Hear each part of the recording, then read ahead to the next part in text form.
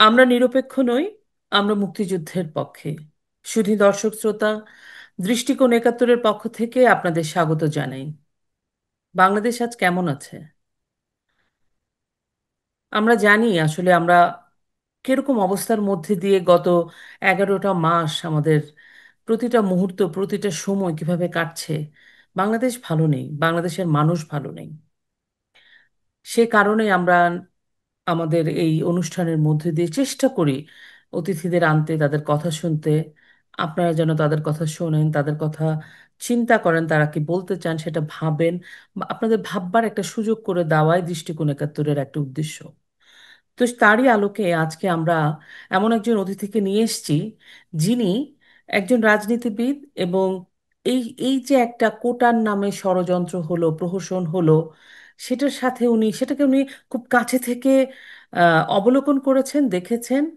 ওনার উনি ওটার সাথেও হয়তো একটা পক্ষে ছিলেন খুব ওতপ্রোতভাবে, কিন্তু কোনোভাবে হয়তো বুঝতে পারেননি কি হলো আসলে, ওই সময়টাতে কি হয়েছিল, কেন এরকম হলো, এর ফলটা যে কি কতটা খারাপ সেইটা কেন বুঝতে পারলেন না, কোথায় গ্যাপটা ছিল, সেটা জানার চেষ্টা করব। আমাদের সাথে আছেন রাজনীতিবিদ, আহ, প্রাক্তন শিক্ষামন্ত্রী জনাব মহিবুল হাসান চৌধুরী নওফেল।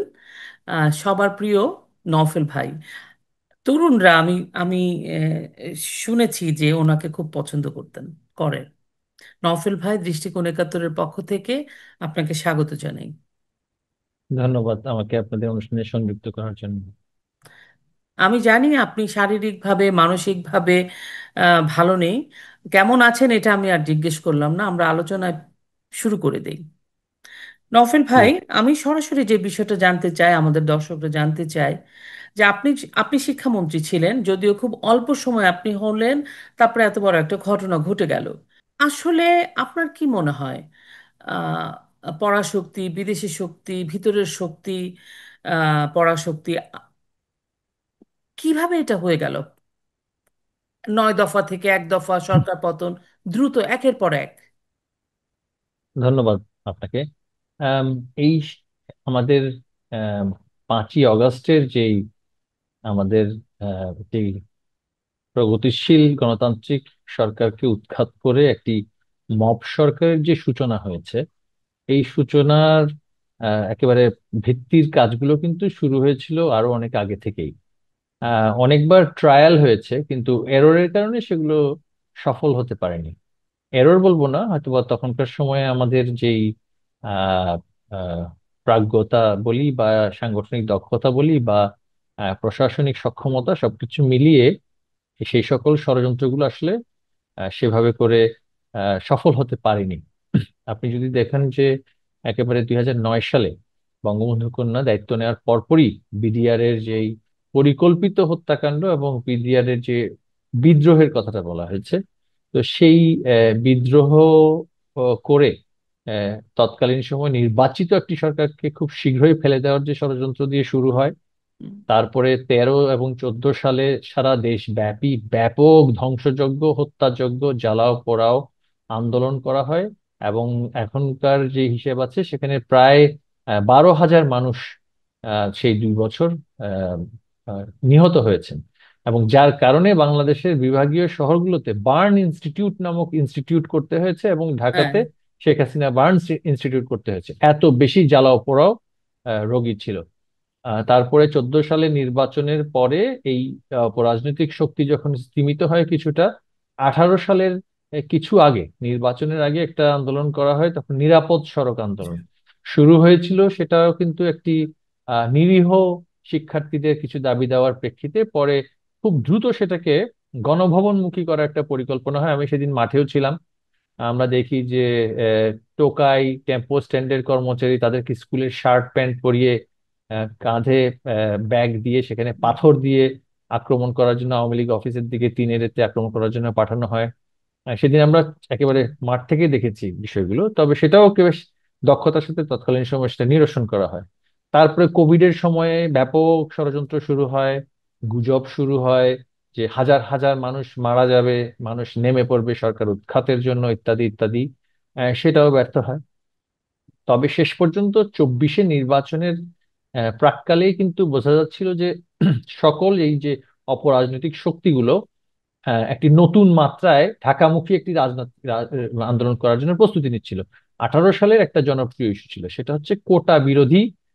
সেটা একটা আন্দোলন ছিল, এবং যেই কোটা, চাকরির কোটা, সরকারি চাকরির কোটা। আপনি জানেন যে পৃথিবীর অনেক দেশেই পিছিয়ে পড়া জনগোষ্ঠী, পিছিয়ে পড়া আহ, সমাজের জন্য, যে নারী সমাজ আমাদের দেশের প্রেক্ষাপটে এখন অনেক দিকে পিছিয়ে আছে, তারপর অনেক পশ্চাৎপদ জেলা আছে, সেগুলোকে যথাযথভাবে প্রতিনিধিত্ব করার জন্য যে সরকারি চাকরিতে যে বিষয়টি ছিল, সেগুলো কিন্তু নিয়ে 18 সালে একবার আন্দোলনটা হয়েছিল। তখন সেটা খুব দ্রুততার সাথে সেটা নিরসন করে করে ফেলা হয়। আম, তবে এইবারের যেটা একটি বিষয়টা শুরু হলো, আমাদের কাছে কিন্তু কিছুটা তথ্য উপাত্তও দেওয়া হয়েছিল যে এই ইস্যুটি কিন্তু সারা দেশে শিক্ষার্থীদের মধ্যে বেশ জনপ্রিয় একটি ইস্যু, এবং সেই জনপ্রিয়তাকে পুঁজি করে সারা দেশব্যাপী আন্দোলন হতে পারে। কিন্তু তখনও কিন্তু সেভাবে ধারণা করা যায়নি যে রাজধানী কেন্দ্রিক আন্দোলনটা হবে। তবে সেখানে যখন ওই পরাশক্তি সমূহের অর্থ এবং পরিকল্পনাগুলো আরো বেশি করে সেখানে খাটানো হলো, তখন সেটা রাজধানীমুখী আন্দোলনে পরিণত হলো। এবং প্রাথমিক দিক থেকেই কিন্তু আমরা নানান স্টেক হোল্ডার থেকে, ডিসিশন মেকার থেকে কিন্তু আমরা একেবারে শুরুতেই কিন্তু সেভাবে করে হুঁশিয়ারিও দেওয়া হয়েছিল, বলা হচ্ছিল যে আসলে বিষয়টি প্রথমভাবেই নিরসন করে ফেললে ভালো হতো, তারা একটা মেজর ইস্যু পেতো না।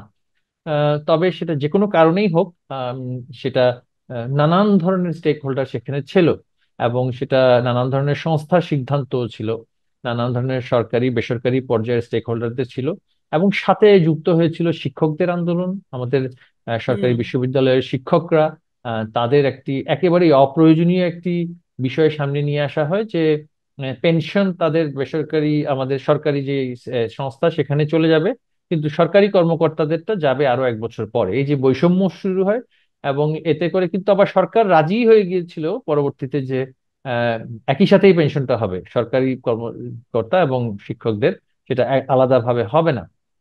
তবে সেখানেও দেখা গিয়েছে যে অনেক বিলম্ব হয়ে গিয়েছিল নানান বিষয়ে, এবং এই কোটা আন্দোলনের শুরুতেই।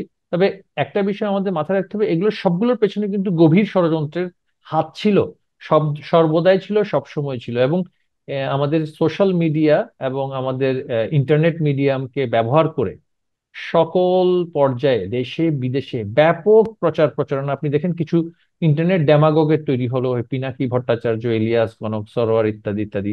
এর পাশাপাশি আমাদের অনেক ধর্মীয় বক্তা, ওয়াজের নাম করে তারা অনেক সময় দেখা গিয়েছে, অনেক আমাদের আলেম, প্রখ্যাত আলেমবৃন্দ, তারা কিন্তু ধর্মীয় ওয়াজ করতেন।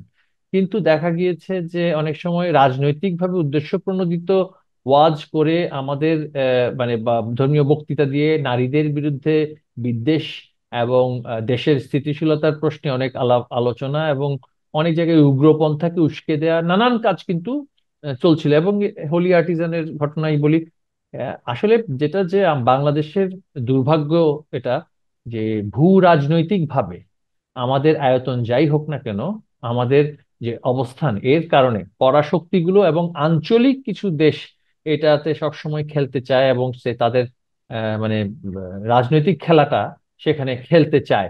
এবং এখানে তাদের পথের সবচেয়ে বড় কাঁটা এবং বাধা ছিল আমাদের বঙ্গবন্ধুর কন্যা জননেত্রী শেখ হাসিনা। ঠিক আছে। তিনি তার একটা অনমনীয় বা নানান সময় তার যে দৃঢ় যে অবস্থান, আত্মবিশ্বাস ছিল, সে সবকিছু মিলে সেগুলো কাটিয়ে উঠছিলেন এবং কাটিয়ে উঠতেন। তবে এই যাত্রায় দেখা গিয়েছে যে রাষ্ট্রের অনেক প্রতিষ্ঠানের ভিতরে সেই ষড়যন্ত্রগুলো বেশ গভীরে চলে গিয়েছিল। এর আগে যেটা হতো যে প্রাতিষ্ঠানিক প্রধানগণ বা প্রতিষ্ঠানের দায়িত্বপ্রাপ্তগণ, তাদের বিশ্বস্ততাই বলি, কর্মদক্ষতাই বলি, সেগুলোর কারণে আমরা এই ষড়যন্ত্রগুলো কাটিয়ে উঠতে পেরেছি। কিন্তু এখন দেখা গিয়েছে যে এই পর্যায়ে যে প্রাতিষ্ঠানিক ভাবে, তার উপরে যে তারা অনেক সিদ্ধান্ত গ্রহণকারীদের মধ্যে অনেক বিষয়ে এমন ভাবে তারা গভীরভাবে খেলেছে, শেষ পর্যন্ত এই দুর্ভাগ্যজনক দাঙ্গায় একটি আমাদের প্রগতিশীল একটি সরকারের সেখানে এই অবস্থা হয়েছে, এবং দেশের আজকে অধঃপতনের দিকে আমরা যাচ্ছি।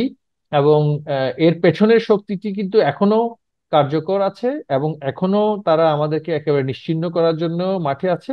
তবে আমরা আমাদের দেশের মানুষকে আশ্বস্ত করতে চাই যে শেখ হাসিনার যে উন্নয়নমূলক উন্নয়ন দর্শনের রাজনীতি, সেটা ভিন্ন মাত্রায় ভিন্ন রূপে প্রতিশোধ পরায়ণতা নয়, বিচারের দাবি নিয়েই আমরা পুনরায় সেই স্বাভাবিক রাজনৈতিক কার্যক্রমের মাধ্যমে দেশের মানুষের আস্থা অর্জন করতে পারবো। আহ, ধন্যবাদ নফেল ভাই। আপনি আপনার কথার মাঝখানে আপনিও জানেন, আমিও এটা প্রশ্নটা করতাম যে যে শিক্ষকরাও মাঝখান থেকে আন্দোলন শুরু করেছিল, এরকম আপনিও বুঝতে পারছেন যে হঠাৎ করে কোটা, তারপরে শিক্ষক আন্দোলন সবকিছু একসাথে মনে হয় মানে মনে হয় যেন সবকিছু শিক্ষক আন্দোলন যারা শুরু করেছিল বা কোটা, এটা যেটা অলরেডি বাতিল হয়ে গেছিল, একজন আমাদেরই মানুষজন যে আবার আবার এটা অ্যাপিল করলো, তারপরে আবার আন্দোলনটা শুরু হয়ে গেল। সরকারের মনে হচ্ছে না সেই সময় যে আওয়ামী লীগ সরকারের আহ, যারা গুরুত্বপূর্ণ পদে আসীন ছিল, যা আওয়ামী লীগ সরকারের সাথেই ছিল, তাদের অনেক গুরুত্বপূর্ণ মানুষরা কম্প্রোমাইজ হয়ে গেছিল। এটা তো হয়েছিল, রাইট? আমি আসলে আওয়ামী লীগ দল হিসেবে নেতৃবৃন্দ কম্প্রোমাইজ হয়েছিলেন কিনা এইটা আমার আসলে ব্যক্তিগত বিশ্লেষণে আমি সেভাবে দেখিনি। তবে আমি এটা মনে হয়েছে আমার আমার ব্যক্তিগত বিশ্লেষণে যে নানান পর্যায়ে মানে সিদ্ধান্ত গ্রহণকারী যে প্রতিষ্ঠান সমূহ সেই সমস্ত জায়গা থেকে বিভ্রান্তিমূলক তথ্য দেয়া, এই সমস্ত জায়গাগুলো থেকে এক ধরনের আহ, ভুল আহ, তথ্য প্রশ- দেওয়া। প্রশমনমূলক কথাবার্তা বলা হুম। সিদ্ধান্ত গ্রহণকারীদেরকে, যে অসুবিধা নেই, সমস্যার সমাধান হয়ে যাচ্ছে, আর মাস 2টো দিন 5টা দিন 10টা দিন, এই ধরনের মানে বার্তা দেয়া, এবং অনেক বিষয়ে অন্ধকারে রাখা।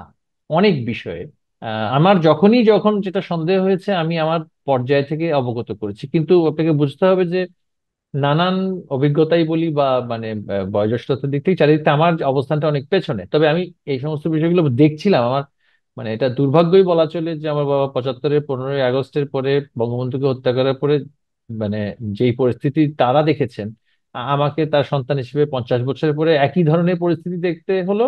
তবে একটা বিষয় যে সেবার বঙ্গবন্ধুকে বাঁচানো যায়নি, তার কন্যাকে আমরা রক্ষা করতে পেরেছি, অন্তত তার জীবনটাকে রক্ষা করতে পেরেছি। তবে আপনার কথাটা একটু কিছুটা সঠিক যে আমার যে ধরনের সিদ্ধান্তহীনতা আমরা দেখেছি বা যে ধরনের ভুল পদক্ষেপ আমরা দেখেছি, এবং পরবর্তীতে ওই সমস্ত লোকেদের যে সমস্ত বার্তা দিতে দেখেছি, বক্তব্য রাখতে দেখেছি, আমি তো মানে একজন, আমি নাম বলবো না, একজন মানে বেশ গুরুত্বপূর্ণ ব্যক্তি, মানে প্রতিরক্ষা সংক্রান্ত, তিনি আমাদের সামনে যেভাবে বক্তব্য রাখছিলেন যে তার মানে যেভাবে করে মানে এই সন্ত্রাসবাদী জঙ্গিবাদী কার্যক্রমকে রুখে দিতে হবে, আটকে দিতে হবে, মানে সবচাইতে জ্বালাময়ী বক্তব্য রাখা ব্যক্তিটাকে আমি দেখলাম যে পরবর্তীতে গণমাধ্যমের সামনে বলছে যে না, আমি তো সবকিছু অভিনয় করছিলাম তখন। এবং আসলেই যখন আমরা তার কার্যক্রম বা তার যে সমস্ত কাজগুলো দেখেছি, তিনি তখন আসলেই অভিনয় করছিলেন।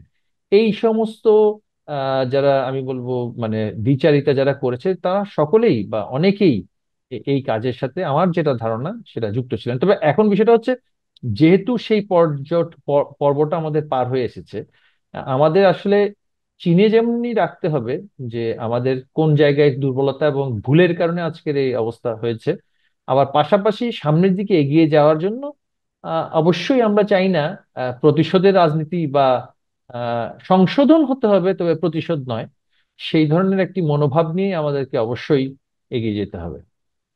নফল ভাই, থ্যাংক ইউ যে আপনি অ্যাটলিস্ট বলছেন, মেনে নিচ্ছেন। কারণ আপনি অবশ্যই আপনি এগুলো হয়তো জানতেন না, আপনারা একটা বিভ্রান্তির শিকার হয়েছেন, অবশ্যই এটা তো হয় না।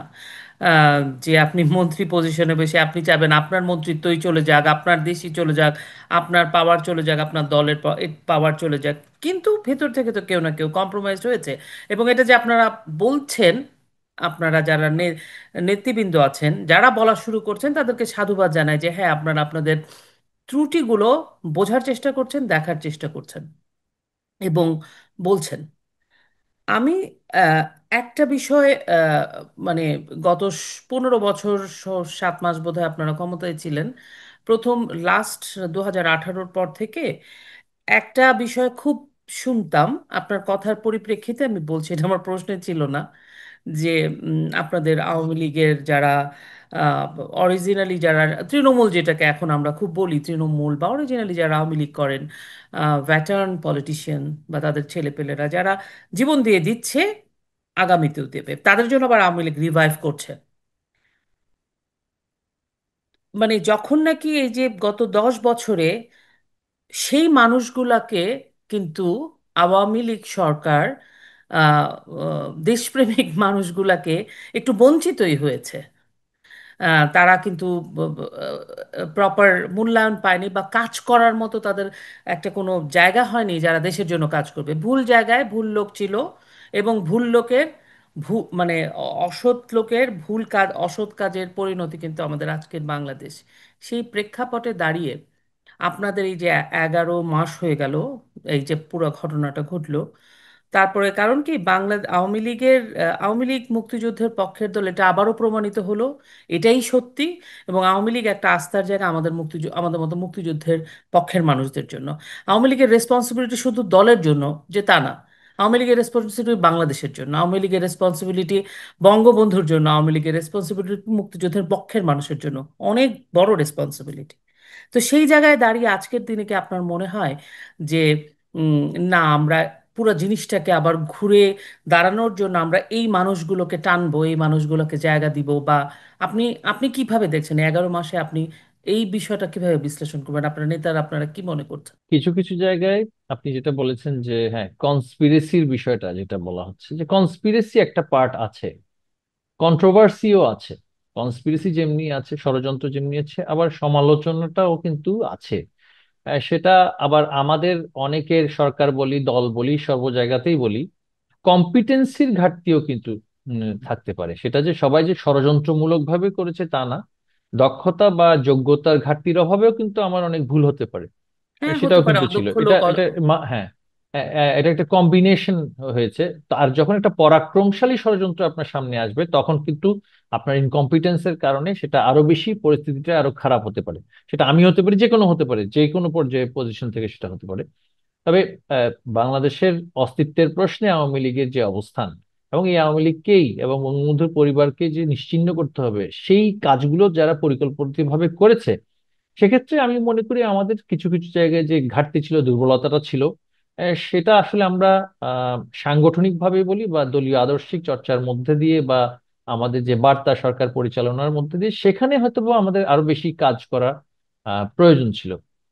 যেমন আমরা অনেক সময় বলছি যে বঙ্গবন্ধুর যে ভাস্কর্য সমূহ দেশের প্রত্যন্ত অঞ্চলে, এখন সেখানে ওই এলাকার গুরুত্ব না বুঝে বা সেখানকার যে মানে পরিস্থিতি না বুঝে, আমি অনেক জায়গায় দেখেছি যে এরকম ভাস্কর্য কিন্তু অপরিষ্কার ভাবে পড়ে আছে, অনাদরে অবহেলায় পড়ে আছে। সেটা করারও কি প্রয়োজনীয়তা ছিল সেটা হয়তো, এবং এটা মাননীয় প্রধানমন্ত্রী তৎকালীন সময় তিনি নিরুৎসাহিত করেছিলেন যে এভাবে করে করার কোনো প্রয়োজন নেই।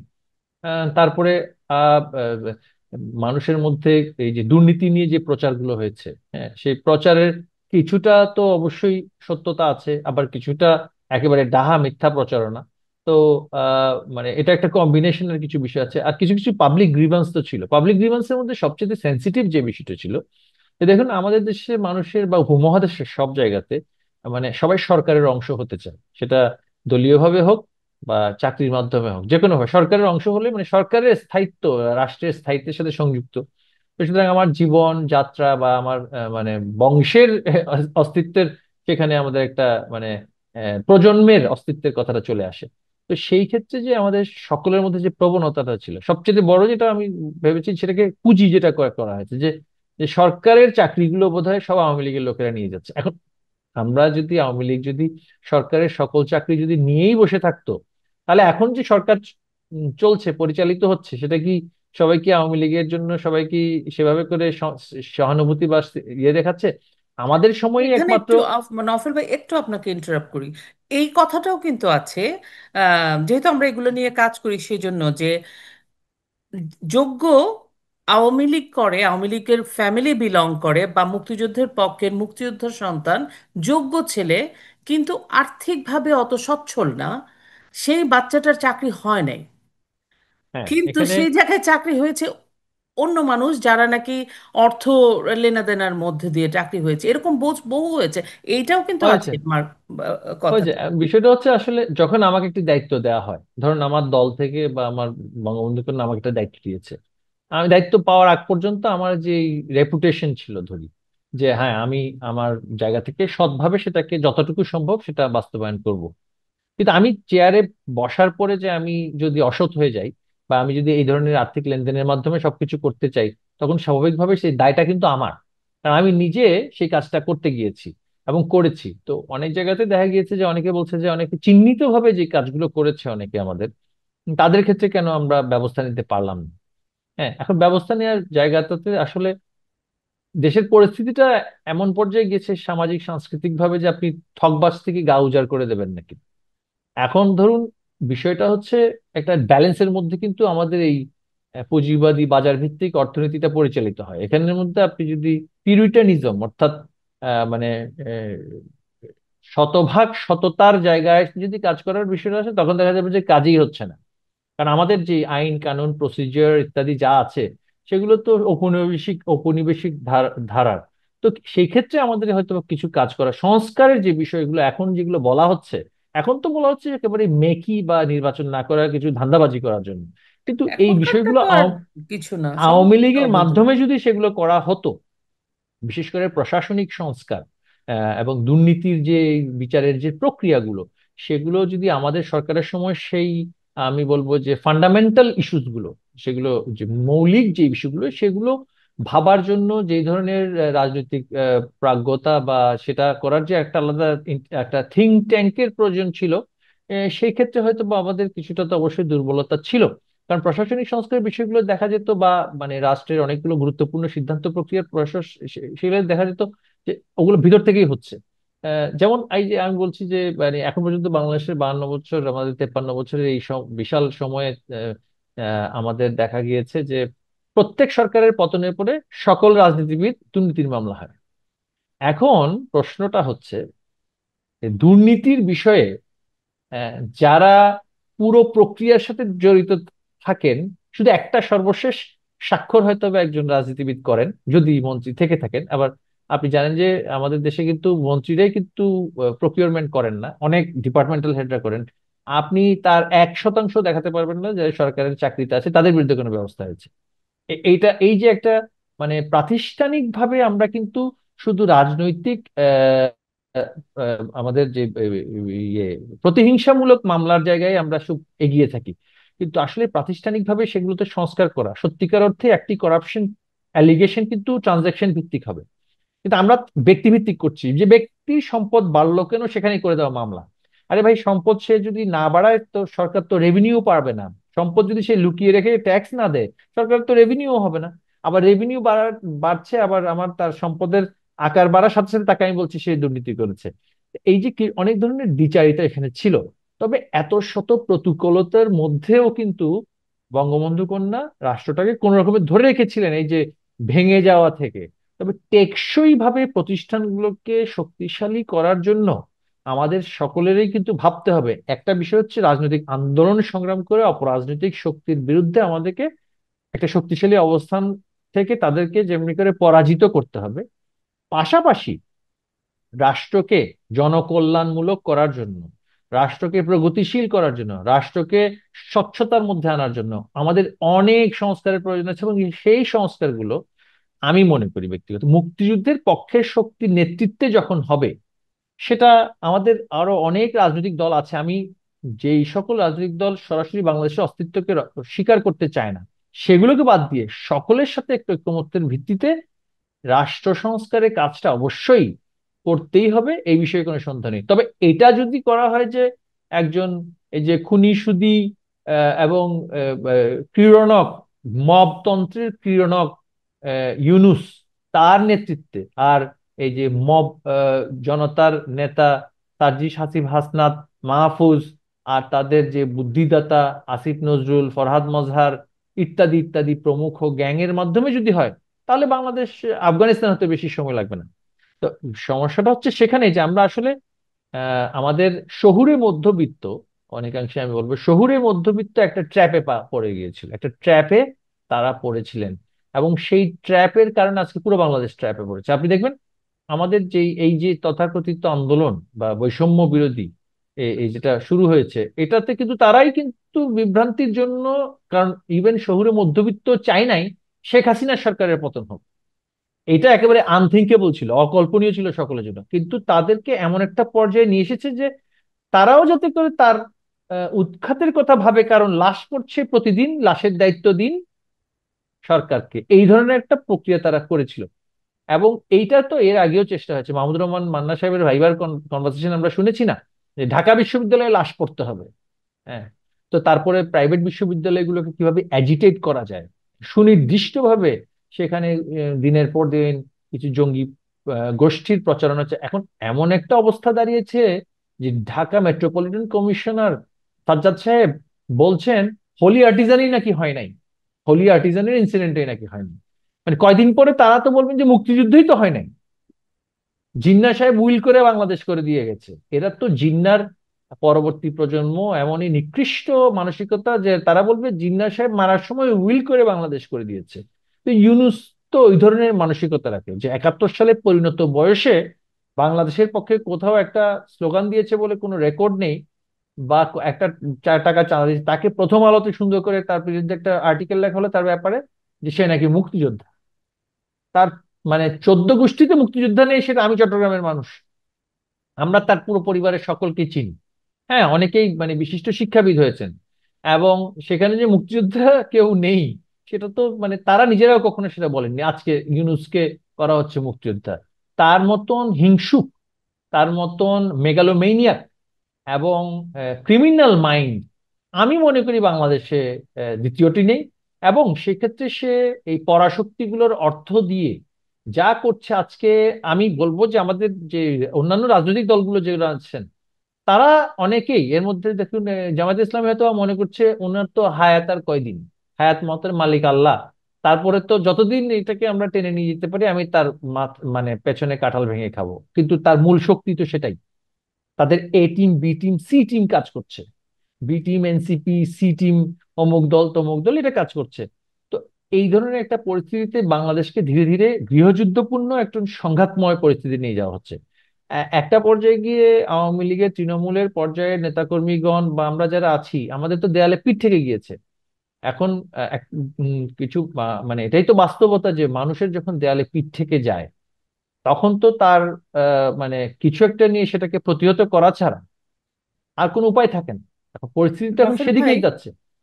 নফল ভাই, এখানে আমি আপনার আপনার সাথে একদম পূর্ণভাবে একমত।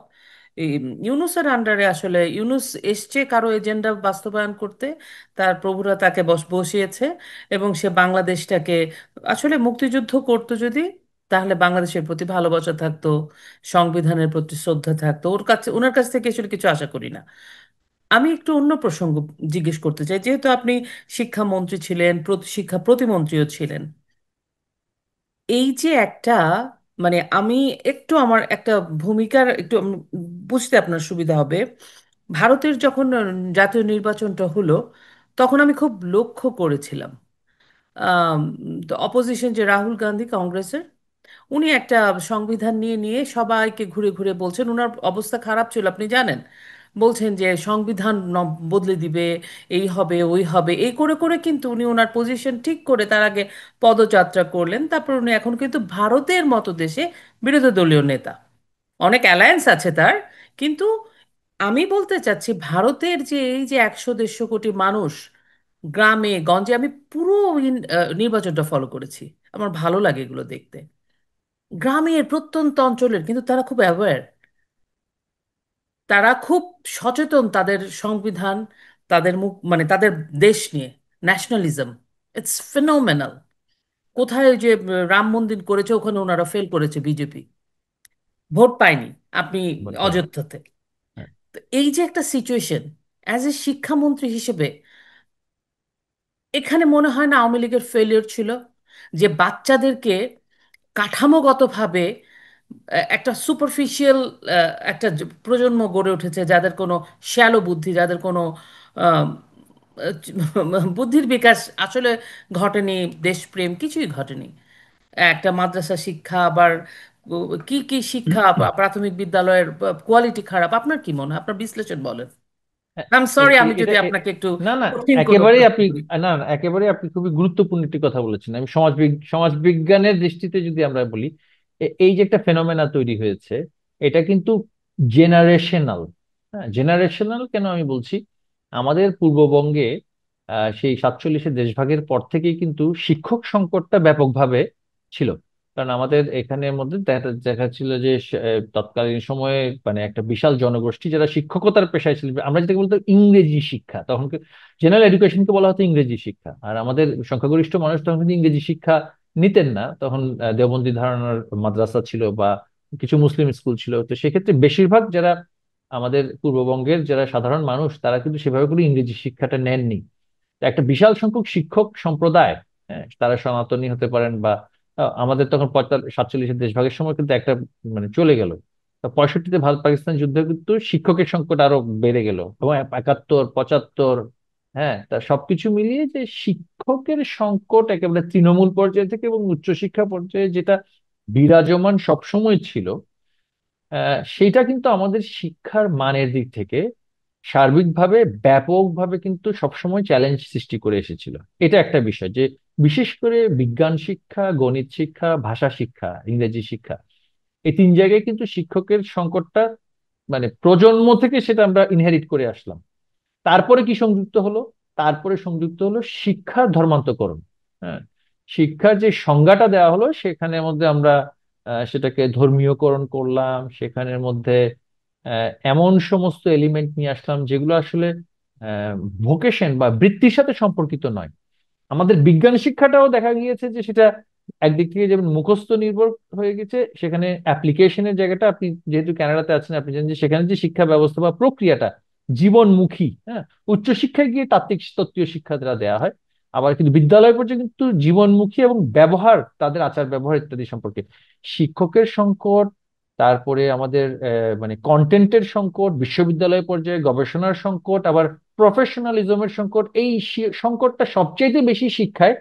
যেই কারণে প্রফেশন সৃষ্টি করার দিক থেকে আমরা সেই অর্থে ভালো প্রকৌশলী বলি, ভালো চিকিৎসক বলি, সেই অর্থে যে আমাদের সংকটটা কিন্তু চলমান ছিল। এখন এত সমস্যা মাথায় নিয়ে শেখ হাসিনা সরকার 2009 সালে যখন দায়িত্বটা নিলেন, তখন যেই অবস্থা ছিল বাংলাদেশের, যে বেসিক নিড, হ্যাঁ, আমাদের যেটা বেসিক নিড বলি, অন্ন বস্ত্র বাসস্থান শিক্ষা স্বাস্থ্য, এই পাঁচ জায়গাতেই তাদেরকে সবচেয়ে বেশি কনসেন্ট্রেট করতে হবে। তো সবার আগে আসছে অন্ন, অন্ন বস্ত্র বাসস্থান, এই জায়গাটাতে কনসেন্ট্রেট তো আমাদের সবার আগে করতে হচ্ছে, কারণ খাদ্য নিরাপত্তা, খাদ্যের মানে নিশ্চয়তা সেটা ছিল। আর শিক্ষার ক্ষেত্রে সহজে রাতারাতি কোনো ধরনের পরিবর্তন করাটা অসম্ভব ছিল, কারণ শিক্ষক তো নেই, আপনি চাইলেই তো আপনি একটা বই দিয়ে পড়াতে পারবেন না। এখন আপনি না, বাংলা একটা শিক্ষককে, জিনিস, নওফেল ভাই, আপনাদের যেমন আমাদের আদর্শলিপি থেকে আমপাড়া, এই যে একটা ট্রানজিশন, এটাকে তো আপনি মানবেন। আমরা পড়েছি ছোটবেলায়, আমার বাচ্চারাও ছোটবেলায় স্কুলে বাংলা বাংলা ক্লাসে কিন্তু পড়েছে ইতে ইলিশ, সেটা যে ইতে ইমাম হলো, অতে অজু হলো। তো এরকম তো, এটা তো আওয়ামী লীগ না সরকারের সময় হয়েছে। না না, এগুলো কিছু প্রাইভেট বই তৈরি হয়েছে বাজারে। আসলে কি সেই তাই? না, সরকারি কোনো বইতে কিন্তু এগুলো নেই। আচ্ছা। সরকার যে প্রদত্ত কন্টেন্ট সেগুলোতে কিন্তু এগুলো ছিল না। এগুলো কিছুটা 2001 থেকে 2005 সালের যে সরকারটা ছিল তারা সেগুলো কিছু কিছু সেই ধরনের ধর্মান্তকরণ, আমি যেটা বলছি যে আমরা ধর্মান্তকরণ বা এই ধরনের সাম্প্রদায়িকীকরণের কাজটা কিন্তু অনেক আগে থেকে শুরু হয়ে এসেছে। তবে 9 সালে আমরা যখন এত কিছু নিয়ে পড়লাম, তখন তো বেসিক বইয়ের অ্যাভেলেবিলিটি ছিল না। বেসিক যে বই, আমরা যে বই পাবো সেটা নিরসন করতে হয়েছে, অবকাঠামো ছিল না, বেসিক টিচার ছিল না, একেবারে খুবই করুণ অবস্থা থেকে যতটুক নিয়ে আসা হয়েছে সেটাও সমস্যা ছিল না। একটা প্রজন্মকে আপনাকে অপেক্ষা করতে হবে যে সঠিক শিক্ষা পদ্ধতির মাধ্যমে বেরিয়ে আসার জন্য অপেক্ষা করতে হবে। কিন্তু যেই চ্যালেঞ্জটা সামাজিকভাবে সৃষ্টি হয়েছে, সেটা শুধু শিক্ষার চ্যালেঞ্জ নয়, সংস্কৃতিগত চ্যালেঞ্জ। আমাদের সমাজের সর্বত্র যেভাবে করে এক ধরনের, আমি বলবো, সাম্প্রদায়িক দৃষ্টিকোণ থেকে ধর্মকে দেখা, এবং বাঙালির যে চিরায়ত সংস্কৃতি, হাজার বছরের পুরনো সংস্কৃতি, সেটাকে আমরা ধর্ম বিরোধী আখ্যা দিয়ে, সেটাকে দূরে সরিয়ে দিয়ে মানুষকে একেবারে এক ধরনের একটা কুপমণ্ডুকতা এবং সংকীর্ণতার মানসিকতার মধ্যে রূপান্তর করার কাজটা শিক্ষার মাধ্যমে হয়নি। সেটা আমি বলবো গ্রামে গঞ্জে সর্বত্র বাংলার সংস্কৃতিকে ধ্বংস করে দিচ্ছে। সেটা আমার ধ্বংস করে সরকারের দেওয়া দায় হয়। আছে, দায় আছে, দায় আছে। আমি অবশ্যই। যাত্রা পালা, গান, জারি সারি গান, পল্লী গানের আসর, সেখানে হামদো নাচ সহ আমাদের ধর্মীয় ভজন বলি বা হামদো নাচ সঙ্গীত বলি, ইসলামিক নাচ বলি, সবকিছু আমরা কিন্তু সেই একটা প্রশান্তিমূলক বা বিনোদনমূলক বা সংস্কৃতিগত চর্চাটা তৃণমূল পর্যায় থেকে যে বিনষ্ট হয়ে গেল, সেটাতে আমরা কেউ চোখ রাখলাম না। কনসেন্ট্রেট হ্যাঁ, করেন নাই। সেখানে ওয়াজ সে- হচ্ছে কিন্তু ওগুলো সব বন্ধ হয়ে গেছে। এবং ওয়াজের কন্টেন্টটাও তো আমি রেগুলেট করছি না। ভয়াবহ। ওয়াজ আমাকে ওয়াজের কন্টেন্টটা আমি রেগুলেট করছি না, কিন্তু আমি কেউ যাত্রার অনুষ্ঠান করলে পুলিশ পাঠিয়ে বলছি সেখানে জুয়া খেলা হচ্ছে, জুয়া খেলা হচ্ছে। বন্ধ করে দাও। হ্যাঁ, অসামাজিক কার্যকলাপ হচ্ছে। সেখানে তো রাষ্ট্রের দায়িত্ব ছিল কোনটা সামাজিক কোনটা সাংস্কৃতিক, সেখানের মধ্যে একটা তফাৎ করে সাংস্কৃতিক কাজটাকে সেটাকে তুলে ধরা। সেখানে আমাদের একটা বড় বড় একটা ব্যর্থতা আছে। আমাদের যদি মানে ঢাকায় শিল্পকলা একাডেমির অডিটোরিয়াম এয়ার কন্ডিশনিং না করে, বা চট্টগ্রামে মুসলিম হল 350 কোটি টাকা দিয়ে কেন্দ্রীয় শহীদ মিনার সহ প্রজেক্ট না করে, আমার যদি 550 কোটি টাকা আমাদের থানায় থানায় 1 কোটি টাকা করে দিয়ে দেওয়া হতো বাংলাদেশের, এবং সেটার ইন্টারেস্ট বা আয় দিয়ে যদি প্রতি মাসে 70-80 হাজার টাকা করে আয় পাওয়া যেত, এবং সেখানে প্রতি মাসে সাংস্কৃতিক অনুষ্ঠান যদি গ্রামে গঞ্জে করা হতো, এই যে সামাজিক পটভূমিতে যেই ধরনের মনোজাগতিক ভয়াবহ পরিবর্তন আমরা একটা প্রজন্মের মধ্যে দেখছি, হ্যাঁ, সেটা কিন্তু হতো না, কারণ তারা সুস্থ বিনোদনের মধ্যে থাকতো। আপনার প্রতি কৃতজ্ঞতা জানাই, এবং আপনাকে সত্যি আমার খুবই ভালো লাগলো, আমি এনজয় করেছি নওফেল ভাই। ধ- ধন্যবাদ পাপা, আপনাকে অসংখ্য ধন্যবাদ। আমাদের যোগাযোগ থাকবে আবারও, আপনি যদি সময় দেন আমরা খুশি হব। দৃষ্টিকোণ একাত্তরের পক্ষ থেকে কৃতজ্ঞতা জানাই। ধন্যবাদ আপনাকে। শুধু দর্শক শ্রোতা, আশা করি আমাদের আজকের অতিথির কথা আপনাদের ভালো লেগেছে। দিন শেষে শুধু একটা কথাই বলবো, এই দেশটা আমাদের, বাংলাদেশ আমাদের, এই মানুষগুলো আমাদের, এবং আমরা যেন আমাদের রাষ্ট্রকে সম্মান করি, দেশকে সম্মান করি। একাত্তরে কত কিছুর বিনিময়ে আমরা এই দেশটাকে পেয়েছি। আমাদের সংবিধান কত ভালো একটা সংবিধান। জনগণই সকল ক্ষমতার উৎস। এত ভালো সংবিধান কোথায় পাবো? আমরা চলেন ভাবি, আমরা আমাদের প্রতিবেশীর দিকে খেয়াল রাখি, আমরা আমরা যেন একে অন্যের প্রতি সহমর্মী হই। আপনাদের শুভ কামনা করছি। আপনাদের সাথে আবারও কথা হবে অন্য কোনো অতিথিকে নিয়ে। আপনারা ভালো থাকুন। জয় বাংলা, জয় বঙ্গবন্ধু।